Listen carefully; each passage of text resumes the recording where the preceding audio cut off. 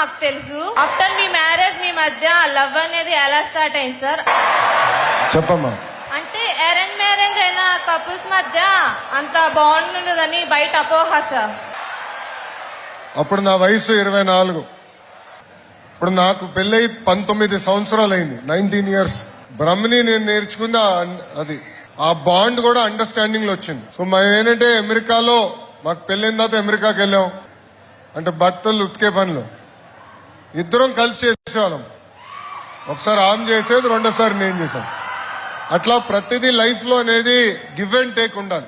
ఈ రోజు నేను ఇట్లా రోడ్ల మీద తిరగలుగుతున్నానంటే ఇంట్లో బ్రహ్మని అర్థం చేసుకోగలుగుతుంది కనుక నేను రోడ్ల మీద తిరుగుతున్నాను.